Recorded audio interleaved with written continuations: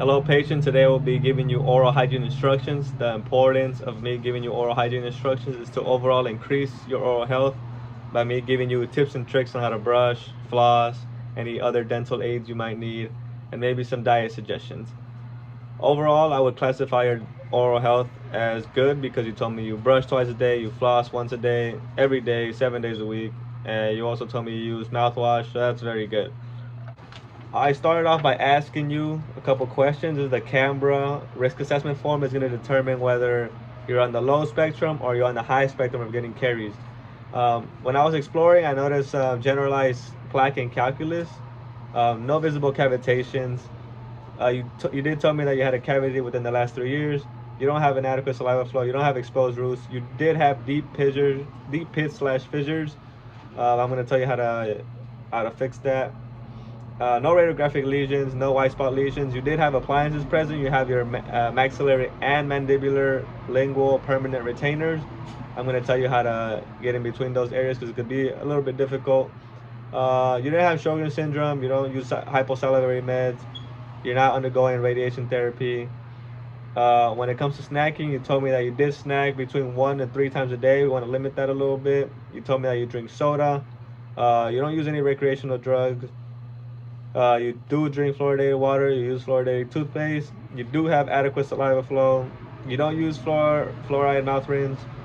You don't choose xylitol gum. You don't use chlorhexidine rinse, and you don't use a povidone iodine rinse.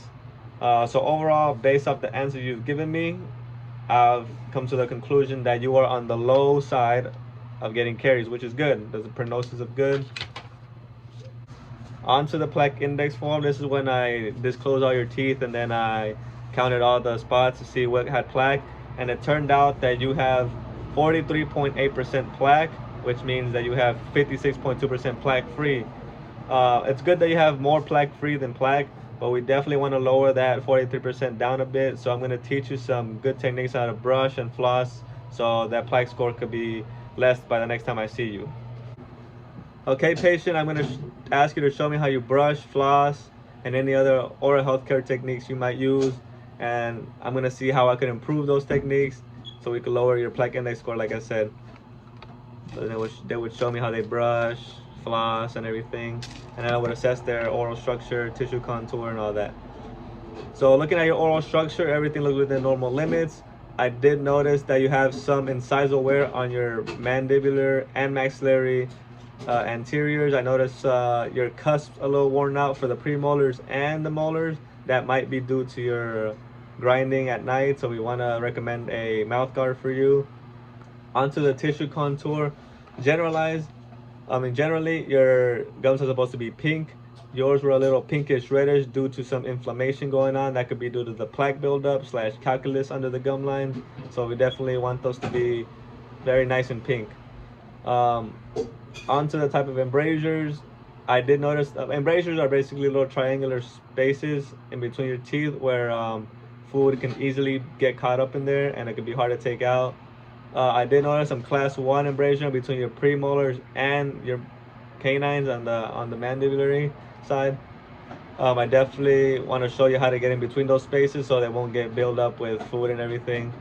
Um, Onto manual dexterity, you showed me that you could brush and floss well, so that I don't see any issues there. So that's pretty good. Okay, so going back to the caries risk assessment form where I told you were at low risk for getting caries, we definitely want to keep you there. So I'm going to give you some suggestions on what to do. We definitely want you to keep brushing twice daily and keep flossing daily as you already do. I'm going to recommend an interproximal toothbrush so you can get in between those tight embrasure spaces between your mandibulary canine and premolar. Like I said, there could be a lot of buildup in there. So an interproximal toothbrush would be very great to get in those spaces. I'm going to show you how to use a floss threader because you do have a maxillary and mandibular lingual permanent retainers. Those areas could be a little bit hard to clean, so I'm definitely going to show you how to get in between those spaces. When it came to your diet, I want you to limit snacking. You told me that you snack frequently, and limit on drinking sodas. You did give me a 3-day diet plan here, and I did notice that you drink a lot of soda and a lot of sugary beverages. So we definitely want to limit on those because the more of those that you drink, the more sugar exposures you have, which can make you more prone to caries. Onto fluorides, I would definitely recommend, continue using the regular fluoride toothpaste. Also, instead of the Listerine you use, I would recommend a fluoride rinse, such as the ACT or FluoriGuard. Those are very good fluoridated mouth rinses. I also do want to recommend in-office fluoride varnish, because I did also notice some decalcification in your teeth due to the orthodontic appliances you might have had. So definitely some fluoride varnish to remineralize your teeth, make them stronger, less prone to caries. And if you do want to keep snacking, I would definitely recommend you chewing xylitol gum for 5 minutes after snacks, because that will increase your saliva flow and wash away all the food debris and make you less prone to caries. So yeah, going back to the preventative aids, I would definitely say fluoride again to remineralize your teeth to make you less prone to caries. Xylitol gum to increase your saliva flow, to wash out all that food debris from the snacking that you do.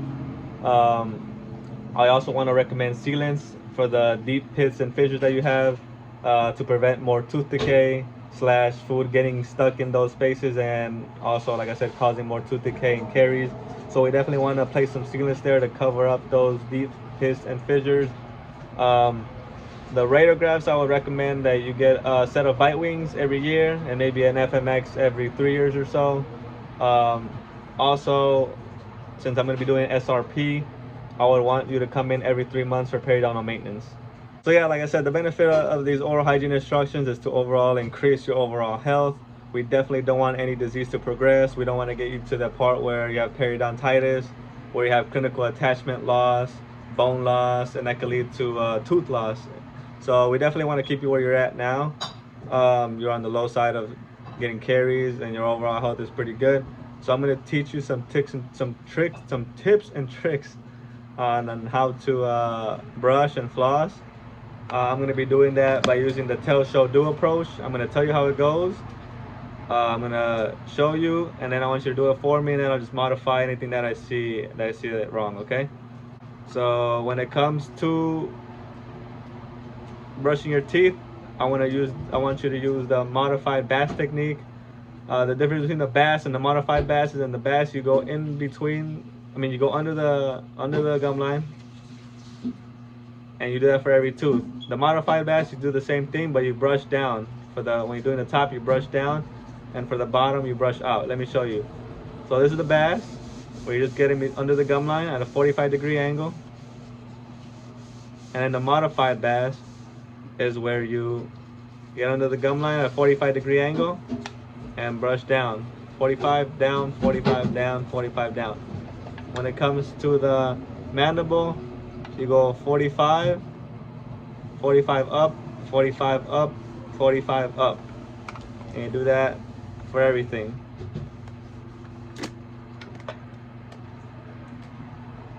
"45 up, 45 up, 45 up,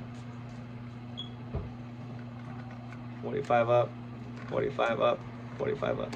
When it comes to flossing, I'm going to show you how to floss with the C-shape technique. Basically, you grab some 18 inches of floss, you wrap it around your 2 middle fingers, and then you want to use the index fingers to do the flossing. So we're going to get in there. We're going to grab the tooth, we're going to hug it, go under the gum line, C-shape, other tooth, C-shape, and then you keep going. C-shape, under the gum line, up. C-shape, under the gum line, up. And now I'm going to show you how to use a floss threader, because you have those permanent retainers, and I know it can be very difficult to get under them. So what you're going to do with the floss threader is you're going to put the floss through it, floss through the big hole, and then using this end. So yeah, you're going to grab the floss threader, you're going to go underneath the retainer. It should come out of the other side, and then once you pull it, the floss should come right through with it, and that is when you use the technique that I told you. You hug the tooth, C-shape, under the gum line, and then you take it out again. For every tooth, you have to take it out, and then you go under again, under, it should come out the other side, and then you keep doing that technique, and that's how you clean that area. So then I would have the patient show me what they're doing, and ways I could, like, let's say if they're not angling it correctly, I would teach them to angulate it correctly and everything. And for the flossing, if they're not doing it right, C shape, go under the gum line, I mean under the retainers, C shape, under, and yeah. So yeah, that completes my oral hygiene instructions. Thank you for allowing me to give you these instructions. I hope these tips and tricks help you out at home when you're brushing and flossing. Hopefully we get all that plaque buildup out. So hopefully by next time I see you, that score could go down. And yeah, thank you for your time, and see you next appointment.